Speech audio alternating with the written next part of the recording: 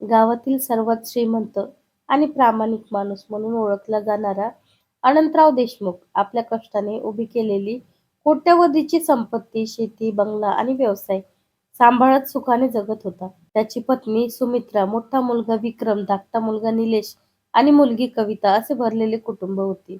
बाहेरून पाहणाऱ्यांना हे कुटुंब आदर्श वाटत होते, पण त्या घराच्या भिंतीच्या आत लोभ, मत्सर आणि स्वार्थ हळूहळू वाढत होता. अनंतरावचा विश्वास होता की संपत्तीपेक्षा माणुसकी मोठी असते, म्हणून त्याने कधीच मुलांमध्ये भेदभाव केला नाही. प्रत्येकाला समान प्रेम दिले, शिक्षण दिले, व्यवसायासाठी पैसे दिले. पण जितकी संपत्ती वाढत गेली तितका मुलांच्या मनात एकच प्रश्न वाढू लागला, की एवढी संपत्ती शेवटी कोणाच्या नावावर होणार? विक्रमला वाटत होते की मोठा मुलगा असल्यामुळे सर्व काही त्यालाच मिळायला हवे. निलेशला वाटत होते की व्यवसायात जास्त मेहनत त्याने घेतली म्हणून त्याचाही तितकाच हक्क आहे. तर कविताच्या नवऱ्याला वाटत होतं की मुलालाही समान हिस्सा मिळायलाच पाहिजे. घरात रोज हसून बोलणारी माणसे आता एकमेकांकडे संशयाने पाहू लागली होती.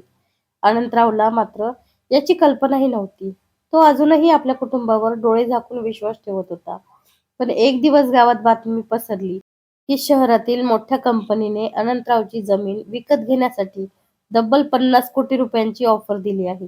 ही बातमी ऐकताच संपूर्ण कुटुंबाच्या डोळ्यासमोर पैशाचे आकडे फिरू लागले. रात्री जेवणाच्या टेबलावर सगळे शांत बसले होते, पण प्रत्येकाच्या मनात वेगवेगळे हिशोब सुरू होते. त्या रात्री विक्रमने आपल्या पत्नीला हळू आवाजात सांगितले की बाबा जिवंत असताना काहीच मिळणार नाही. काहीतरी करावे लागेल. दुसरीकडे निलेशलाही त्याच्या मित्राने सल्ला दिला की संपत्ती मिळवायची असेल तर आधी वडिलांना आपल्या बाजूला कर, नाहीतर सगळे हातातून जाईल. काही दिवसांनी अनंतरावने सर्वांना हॉलमध्ये बोलावले आणि सांगितले की तो संपत्तीची विभागणी लगेच करणार नाही, कारण त्याला वाटते की संपत्तीमुळे घर तुटू नये. हे ऐकताच विक्रमच्या चेहऱ्यावरचा आनंद नाहीसा झाला. निलेशनेही नाराजी लपवली, पण काही बोलला नाही. त्या दिवसानंतर घरातील वातावरण पूर्णपणे बदलले. लहान सहान कारणावरून वाद होऊ लागले, एकमेकांवर आरोप सुरू झाले. सुमित्रा हे सर्व पाहून खूप दुःखी होत होती, पण तिलाही कारण समजत नव्हते. एक रात्री विक्रम, त्याची पत्नी निलेश आणि कवितेचा नवरा गुपचूप बंगल्याच्या मागच्या खोलीत भेटले आणि पहिल्यांदाच संपत्ती मिळवण्यासाठी एक भयंकर कट रचण्याची चर्चा सुरू झाली. सुरुवातीला सर्वजण घाबरले होते, पण पैशाच्या हव्यासाने त्यांच्या मनातील भीती हळूहळू संपत गेली. त्यांनी ठरवले की अनंतरावला मानसिकदृष्ट्या कमकुवत दाखवायचे, त्यांचे निर्णय चुकीचे आहेत असे सर्वांसमोर सिद्ध करायचे आणि नंतर त्यांच्याकडून संपत्तीची कागदपत्रे आपल्या नावावर करून घ्यायची.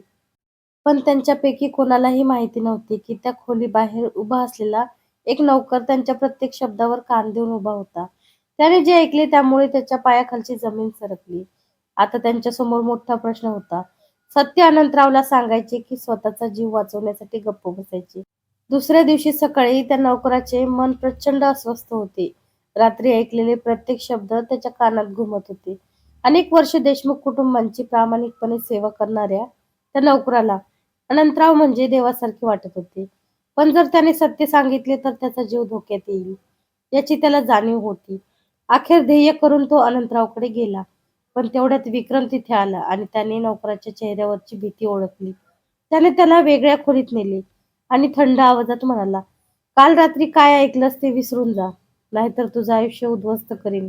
नौकर घाबरला आणि काहीच बोलला नाही. पण त्याच्या डोळ्यातील भीती पाहून विक्रमला खात्री झाली की आता हा माणूस जास्त दिवस गप्प बसणार नाही. त्याच रात्री कट आणखी भयंकर झाला.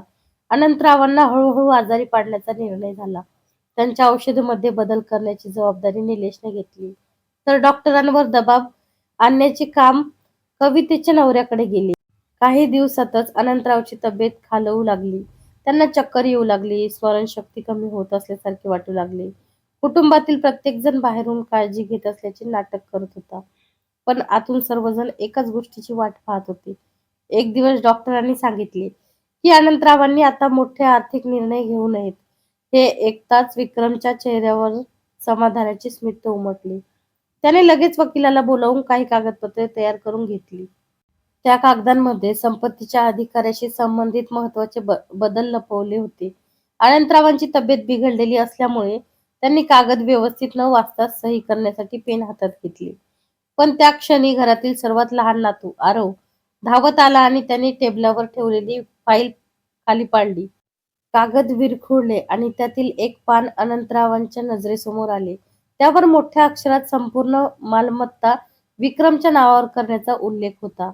अनंतराव क्षणभर थबकले. त्यांनी विक्रमकडे पाहिले. विक्रमचा चेहरा फिकट पडला. खोलीत काही क्षण शांतता पसरली. अनंतरावांनी शांतपणे विचारले, "हे काय आहे विक्रम?" विक्रम काही बोलणार इतक्यात निलेश मध्ये पडला आणि म्हणाला, "बाबा, तुमच्या सोयीसाठीच आहे." पण अनंतरावच्या मनात पहिल्यांदाच संशय निर्माण झाला होता.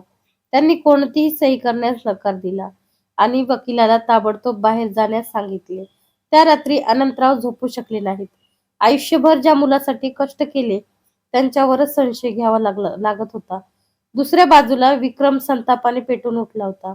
त्याने टेबलावर मूठ आपटत म्हटले, "आता बाबा आपल्या हातातून निष्ठत आहेत. पुढचा डाव शेवटचा असेल." हे शब्द ऐकताच सगळ्यांच्या चेहऱ्यावर भीती आणि लोभ एकाच वेळी दिसू लागला. कारण आता संपत्तीसाठी रचलेला कट परतीच्या मार्गावर राहिला नव्हता. तर कशी वाटली कथा नक्की